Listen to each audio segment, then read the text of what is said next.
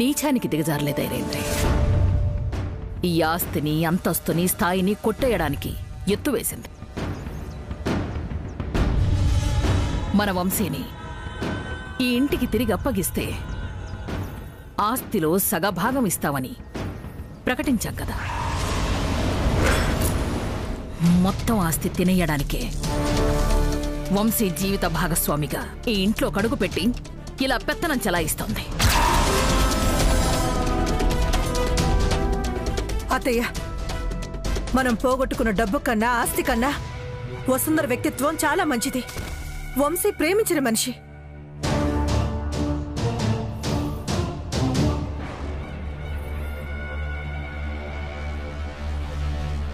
ఏమైంది? ఎందుకు అందరూ కోపంగా ఉన్నారు? ఒట్టి కోపం కాదల్లుడు, వసుంధర మీద కోపం. తనేం చేసింది అత్తయ్య? ఏమని చెప్పగలం? వసుంధర మీద నిందలు కురిపిస్తే నువ్వు బాధపడతావని మా భయం. నిజం చెప్తే నువ్వు తట్టుకోలేవన్న అపనమ్మకం. అందుకే చెప్పలేకపోతున్నాం. వసుంధర, నువ్వే చెప్పు, అసలేం జరిగింది? వద్దండి, వద్దు. ఇప్పటికే మీరు పుట్టడు బాధలో ఉన్నారు. ఈ విషయాన్ని కూడా మీకు చెప్పి మిమ్మల్ని ఇంకా బాధ పెట్టదలుచుకోలేదు. వంశీకి తెలియకపోతే ఎలా అమ్మా? చూడలుడు, వసుంధర కంపెనీకి తాలూకు 2 కోట్లని ఎవ్వరికీ తెలియకుండా రహస్యంగా ఆ జోగేంద్రకి ఇచ్చేసింది.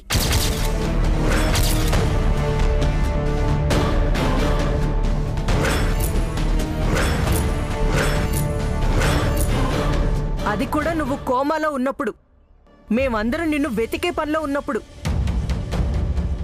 డబ్బు పోయినా సంపాదించుకోగలం గాని వసుంధర ఇలా చేసిందని తెలిస్తే మన పరువు ఏమైపోతుంది?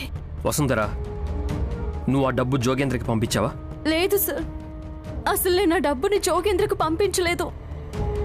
నువ్వు పంపించకపోతే ఆ డబ్బు నీ అకౌంట్ ద్వారా జోగేంద్రకి ఎలా వెళుతుంది? జోగేంద్ర నీకు తప్ప ఆఫీస్ స్టాఫ్లో ఎవరికి పరిచయం? నీకు జోగేంద్రకి ఏం లోటుపాట్లున్నాయో నాకు తెలీదు. మీరేం చెయ్యాలనుకున్నారో కూడా నాకు తెలీదు. వాడు నీ మీద వేసిన మచ్చని కప్పిపుచ్చడానికే ఈ డబ్బిచ్చుంటావని నేననుకుంటున్నాను. పోనీ నిజమేమిటో నువ్వే చెప్పు. నిజమేనమ్మా. వసుంధరకి జోగేంద్రకి మనం గుర్తించలేని అనుబంధం చాలా ఉండే ఉంటుంది. ఆ చనువుతోనే జోగేంద్రకి ఏం కష్టం వచ్చిందో ఏంటో వెంటనే వసుంధర కదిలిపోయి పెద్ద సహాయమే చేసింది. ఆనంద్, ఒకసారి ఆ జోగేంద్రకి ఫోన్ చేయి. వాడి వాదన కూడా విని దోషులెవరో మనమే నిర్ధారిద్దాం. నానమ్మా, ఆ డబ్బు పోతే పోయింది. అయినా అలాంటి నీచుడికి ఫోన్ చేయడం ఏంటి? ఆ నీచపు డబ్బు మీద నాకు కూడా ఆశ లేదు. కానీ ఇందులో ఎవరి తప్పు ఉందో తెలుసుకోవడం కోసమైనా నువ్వు ఫోన్ చేయి. చేయండి ఆనంద్ గారు. ఆ దుర్మార్గుడి చేత నిజం కక్కించి మా అక్కని నిర్దోషిగా నిలబెడదాం. వద్దు ఆనంద్ గారు, ఆ నీచుడికి ఫోన్ చేయకండి. నా వల్ల వాడి నుంచి ఇంటికి కష్టం రాకూడదు. ఎక్కడ నిజం బయటపడిపోతుందోనని జాగ్రత్త పడుతున్నావా? నిజంగానే నేను ఆ డబ్బుని దొంగిలించుంటే ఆ దేవుడే నన్ను శిక్షిస్తాడు. దయచేసి నన్ను నమ్మండి మేడం. అర్ధరాత్రి శోభనపు గదిలోంచి వాడి కోసం బయటకు వెళ్ళిపోయిందానివి. నీ మాట ఎలా నమ్మమంటావు వసుంధరా? అప్పు, నన్ను క్షమించు వంశీ. నిజం చెప్పకుండా ఆగలేకపోయాను. ఈ వసుంధర జోగేంద్ర మధ్య ఇంతకంటే దృఢమైన సంబంధం ఇంకే ఉంటుంది.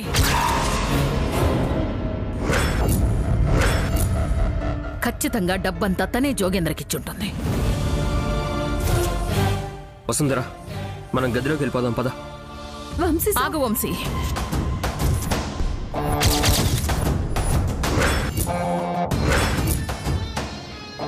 నిజం తేల్చకుండానే వసుంధరని ఇక్కడి నుంచి తీసుకెళ్ళిపోతున్నావేమిటి? 25 కోట్లు కాదు, 100 కోట్లైనా వసుంధర నాకు ముఖ్యం. ఆ డబ్బు గురించి మర్చిపోండి.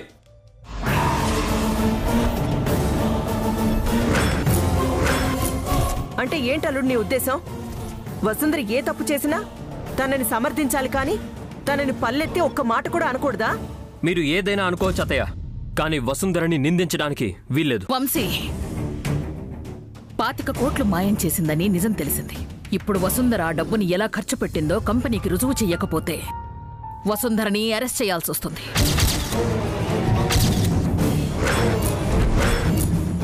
50 ఏళ్లుగా నేను కాపాడుకుంటూ వస్తున్నా మన ఇంటి పరువు, మర్యాద, ప్రతిష్ట అన్నీ కూలిపోతాయి. కంపెనీకి తను సమాధానం చెప్పాలి. నేను వెళ్తానప్పు.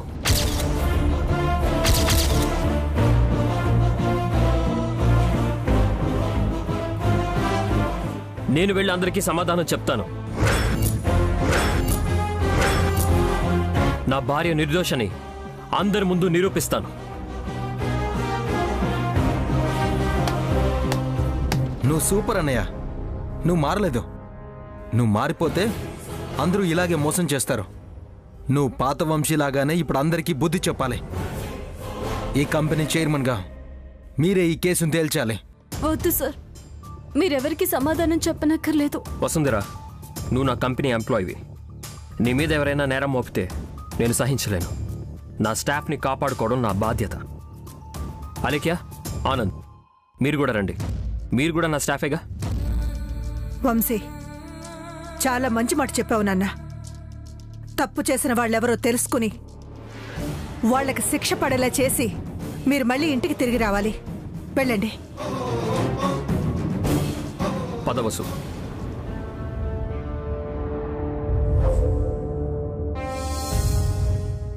ఐరేంద్రి, వంశీ గురించి నీకు తెలుసుగా?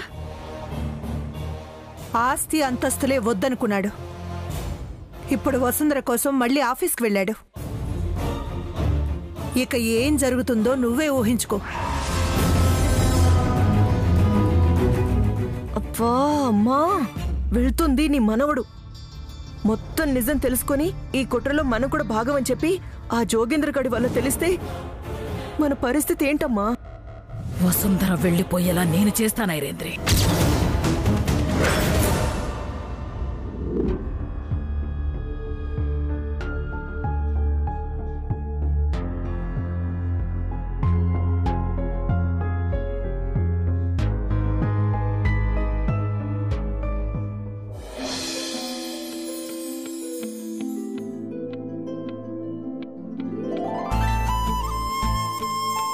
అమ్మా, ఇప్పుడు ఈ హనీమూన్ ట్రిప్కి వెళ్ళడం అంత అవసరమా? పైగా వసుంధరకు కూడా ఇలాంటివన్నీ ఇష్టం ఉండదు. ఇప్పుడు ఎందుకమ్మా? నాన్న వంశీ, వసుంధర నిన్ను ప్రేమించడం మొదలుపెట్టిన దగ్గర నుంచి ఈ రోజు వరకు ఎదురయ్యే కష్టాలన్నింటినీ కూడా వసుంధర భరిస్తూ వచ్చింది. నువ్వు తన్ని పెళ్లి చేసుకున్న తర్వాత అయినా కొంచెం సంతోషంగా ఉంచకపోతే మనం పాపం చేసిన వాళ్ళగా మిగిలిపోతావు నాన్న. వసుంధరని సంతోషంగా ఉంచడం నాకు కూడా ఇష్టమేమ్మా. కానీ వసుంధరని ఇక్కడి నుంచి దూరంగా తీసుకెళ్లిన తన ఇష్టదైవమైన శ్రీరామచంద్రుడిని తలుచుకుంటూ ఆయన కీర్తనలు పాడుకుంటూ కాలం గడిపేస్తుందమ్మా. తన లోకం ఈ ఇల్లే. తనకిష్టమైన వాళ్ళం మనమే అమ్మా. చూడన్నా, నీలో ఉన్న మంచి చెడు కూడా నాకు తెలుసు. అలాగే నీలో వసుంధర మీదున్న లోతైన ప్రేమ కూడా వసుంధరకి తెలియాలి. అందుకే మీ ఇద్దరూ దగ్గరగా ఉండాలి. ఒకరి అభిరుచులతో మరొకరు మమేకమై నడుచుకోవాలి. అమ్మా, మేమిద్దరం ఒకరంటే ఒకరం ఇష్టపడుతున్నాం. మా లోకం ప్రేమ. ఎప్పటికీ ప్రేమించుకుంటూనే ఉంటాం అమ్మా. మా ప్రేమ ఎప్పటికీ స్వచ్ఛమైందే కదా. నాన్న వంశీ, వసుంధర సున్నిత మనస్కురాలు. నీలాంటి బ్యాడ్ బాయ్ని పెళ్లి చేసుకుందంటే నువ్వు మంచివాడిగా మారిపోయావని వసుంధరకు నిరూపించాలి. నీ గురించి వసుంధర ఎప్పుడూ నాకు అర్జీ పెట్టుకోకూడదు. ఇదిగో, నిన్న రాత్రి జరిగినట్టు ఎప్పుడు జరగకూడదు. అమ్మా వంశీ, అర్ధరాత్రి గదిలో వసుంధరను వదిలేసి బయటకొచ్చేసావంటే నేను భరించలేకపోయాను. అమ్మా, తెలుసో తెలియకో నేనొక తప్పు చేశాను. ఇంకెప్పుడు అలా చేయను. వసుంధరని ఒంటరిగా వదిలిపెట్టి వెళ్ళనమ్మా. వసుంధరని ఇంకా ప్రేమిస్తాను. ఇలాంటివి నాకు చెప్పొద్దు నాన్న. వంశీ, నాకు మాటివ్వు. వసుంధర మీద ఎవ్వరు నిందలు వేసినా వసుంధర మీద కోపంతో నానమ్మ వసుంధరకు జోగేంద్రకు ముడిపెట్టాలని చూసినా నువ్వు నమ్మొద్దు. వసుంధర్ని ఎప్పటికీ అపార్థం చేసుకోనని నాకు మాటివ్వు.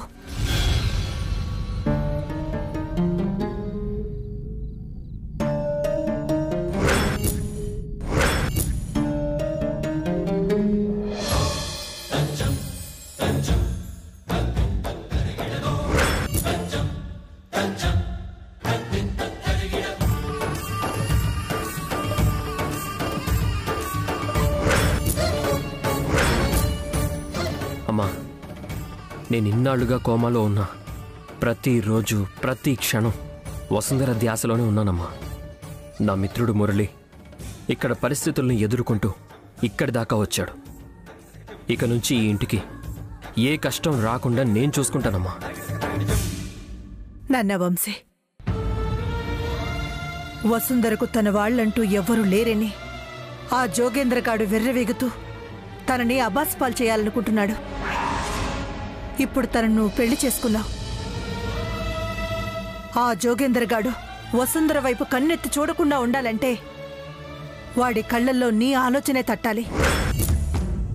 తనకు కష్టం వస్తే శ్రీరామచంద్రుని తలుచుకోవడం కాదు, నిన్ను తలుచుకోవాలి. వసుంధర భర్త పేరు వినగానే ఆ జోగేంద్రగాడు భయంతో వణికిపోవాలి.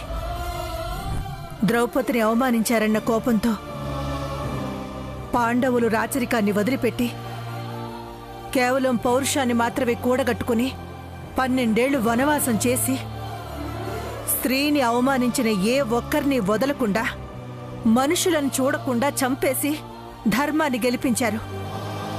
నువ్వు రాజువైనా నీ భార్యకు మాత్రం నువ్వు భర్తవి. తన దృష్టిలో నువ్వొక మగాడివి. కాకర్ల వంశీకృష్ణ స్థాయి నుంచి దిగి ఆ జోగేంద్రగాడిని వసుంధర కాళ్ళ ముందు పడేసి తనకి నువ్వే ధైర్యమని చూపించు. అవసరమైతే ఆ దుర్మార్గుణ్ణి చంపడానికైనా వెనకడొద్దు వంశీ. నాకు గొప్ప కొడుకు పుట్టాడని నేను అనుకోకపోయినా పర్వాలేదు. నాకు గొప్ప భర్త దేవుడు ప్రసాదించాడని వసుంధర అనుకోవాలి.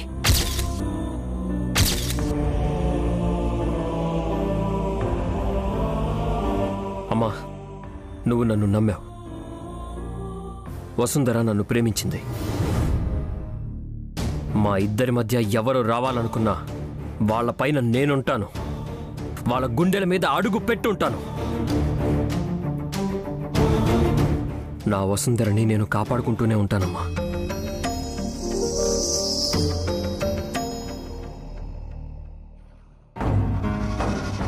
మూర్తి గారు, నేను ఆ 25 కోట్ల రూపాయలను ఇంకొక అకౌంట్కి ట్రాన్స్ఫర్ చేయలేదు.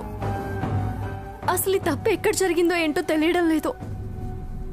మీకు కొంచెం వీలుంటే ఆ అకౌంట్ తాలూకు వివరాలన్నీ నాకు పంపిస్తారా? మేడం, మీరు తప్పు చేయలేదని నాకు తెలుసు మేడం. కానీ ఆ డీటెయిల్స్ పంపించాలంటే అపర్ణ మేడం సైన్ కావాలి మేడం. మీరు ఆవిడని ఒప్పించగలిగితే అవి తీసుకురావచ్చు మేడం. పర్లేదులేండి, మీరు చెప్తోంది నాకు అర్థమైంది.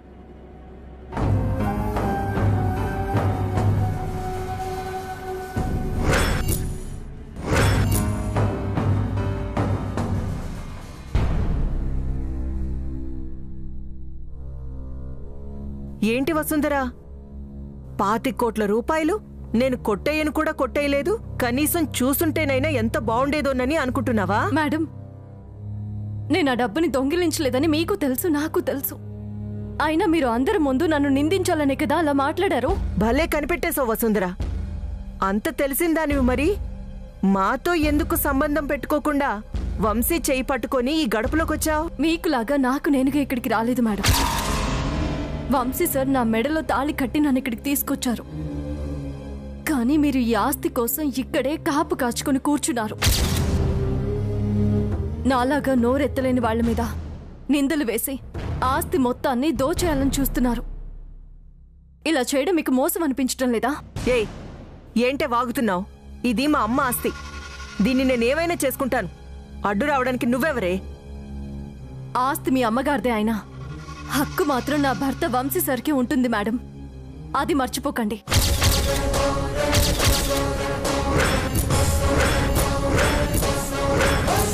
పెద్ద నేరం నీ మీద పడ్డా అందరూ నువ్వే దోషమని అంటున్నా వంశీ ఏమాత్రం బెదరకుండా పోయిన డబ్బుని దుమ్ముతో సమానంగా లెక్క చేసి నిన్ను పక్కకు తీసుకెళ్లిపోయాడనే ధైర్యమే కదా నీకు? 25 కోట్లు పోయినా నిజంగా తప్పు జరిగినా ఆ తప్పు చేసింది నేను మాత్రం అయ్యుండనని వంశీ సార్కి తెలుసు మేడం. అందుకే నిరూపించడానికి ముందుకొచ్చారు. త్వరలోనే అసలు దొంగని బయట పెడతారు. ప్రేమ అనే తాడుతో వంశీని బిగించి బంధించి నీ దగ్గర ఉంచేసుకున్నావు వసుంధరా. అలాగే నువ్వింకో విషయం గుర్తుపెట్టుకో. నీ మీద దెబ్బ పడకుండాను పోదు, నువ్వు కింద పడకుండాను ఉండవు. ప్రేమ అనే వలయంలో నేను వంశీ సార్ చిక్కుకొని ఒకటైపోయాం మేడం. మా మధ్యకెవరు రావాలని చూసినా బయటపడలేరు. నీ మాటలు వింటుంటే నాకు కూడా ఉన్నది ఉన్నట్టు నిజం మాట్లాడాలనిపిస్తుంది వసుంధరా. అయినా నేను చెప్పేది చెవులు రిక్కించి విను. వంశీతో నువ్వు ఈ ఇంట్లోకి రావడం నాకు, మా అమ్మకి, నా కూతురికి నచ్చలేదు. నిన్ను వంశీ నుంచి వేరు చేయడానికి కుట్రలు చేస్తున్నాం, ప్లాన్లు వేస్తున్నాం. ఒక్కొక్కటిగా నీ మీద పడేలోపు నీకు నువ్వుగా నువ్వే అర్థం చేసుకొని జరిగిన దాంట్లో తప్పు నీదేనని అందరి ముందు ఒప్పుకొని ఈ ఇంట్లో నుంచి వెళ్ళిపో. అప్పుడైనా నువ్వు ప్రశాంతంగా ఉంటావు. నీ బతుకు ఖర్చుల్ని మేం భరిస్తాం. అలా ఎప్పటికీ జరగదు ఐరేంద్రి మేడం. నా శ్రీరామచంద్రుడు చూపిన దారిలో చివరిగా నిలబడింది వంశీ సార్ మాత్రమే. ఆయన్ని వదిలేసిపోవడం అంటే నా ప్రాణాన్ని వదిలేసిపోవడమే.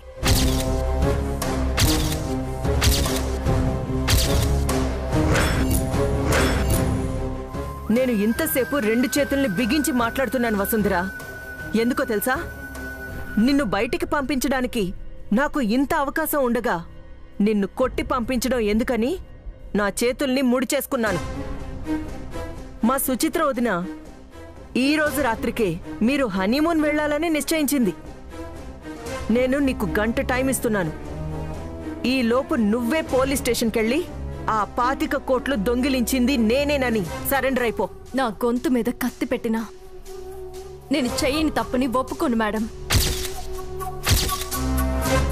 నువ్వు ఒప్పుకోకపోతే నీ చెల్లెలు జీవితం నాశనం అయిపోతుంది వసుంధరా. నీ చెల్లెలు ఆనంద్కి దూరం అయిపోయి రోడ్డున పడుతుంది. ఇదేంటి, ఈ విషయం నాకెలా తెలిసిందనా? చెప్పాను కదా, నేను అపర్ణాదేవి కూతుర్నని. నువ్వు ఈ ఇంట్లో నుంచి వెళ్ళిపోతేనే నీ చెల్లెలికి బతుకు, ఆనంద్తో కలిసి పంచుకునే జీవితం 2 ఉంటాయి. వెళ్ళు. ఈ గంట టైంలోనే వెళ్ళి సరెండర్ అయిపో. నేను తప్పు చేయలేదు, నేను వెళ్ళను. ఇక నా చెల్లెలి భవిష్యత్తు ఎలా సరిదిద్దాలో నాకు తెలుసు. ఏ కారణం చేత కూడా ఆనంద్ గారు అలేఖ్యని దూరం చేసుకోరు. ఇప్పుడు నువ్వు పోలీస్ స్టేషన్కి వెళ్ళకపోతే బయటికి వెళ్ళిన వంశీ చచ్చిపోతాడు. జోగేంద్ర చంపేస్తాడు.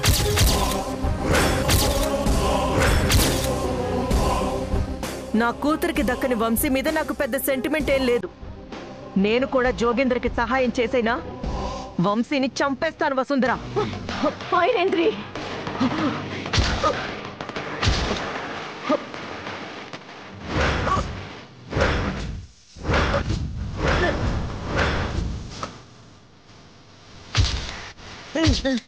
ఐరేంద్రి, ఇంకొక్క మాట వంశీ సార్ గురించి మాట్లాడితే నేను నిజంగానే చంపేస్తాను. నేనుండగా ఎవరైనా ఆయనకి హాని చేయాలని చూస్తే వాళ్ళని వదిలిపెట్టను. వసుంధర, నేను చచ్చిపోతాను, నన్ను వదిలే. ఏంటి? వంశీ సార్ని చంపేయడానికి ఆ జోగేంద్రకి నువ్వు సాయం చేస్తావా? ఆ జోగేంద్ర గాడు వంశీ సార్ని చంపేస్తాడా? నీకు గుర్తు లేదేమో, ఆ జోగేంద్ర ప్రాణాన్ని నేను వదిలేస్తే ఇప్పటికి మిగిలింది.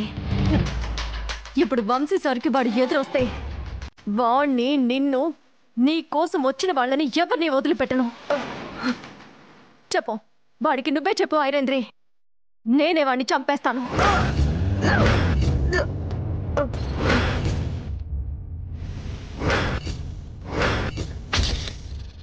నేనే వాడిని చంపేస్తాను. చెప్పు.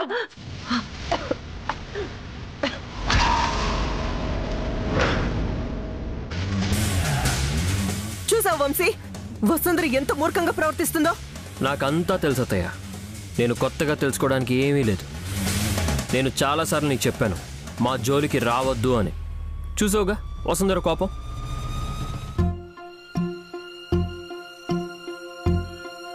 వసుంధర, నువ్వు ఎలాగైతే ఉండాలని నేను కోరుకున్నానో ఇప్పుడు నువ్వు అలాగే ఉన్నావు. ఎప్పటికీ నువ్వు ఇలాగే ఉండాలి. పద.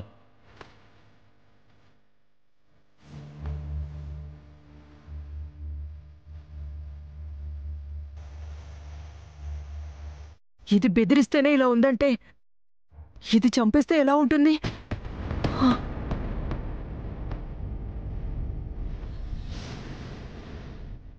వసే వసుంధరా, నీ మీద కోపం నాకు పీకల దాకా ఉంటుంది. కానీ ఈరోజు నా గొంతు నలుమబోయి ఆ కోపాన్ని మరింత రెట్టింపు చేశావు.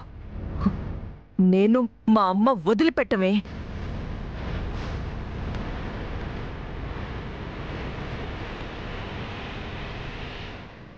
ఐరేంద్రి,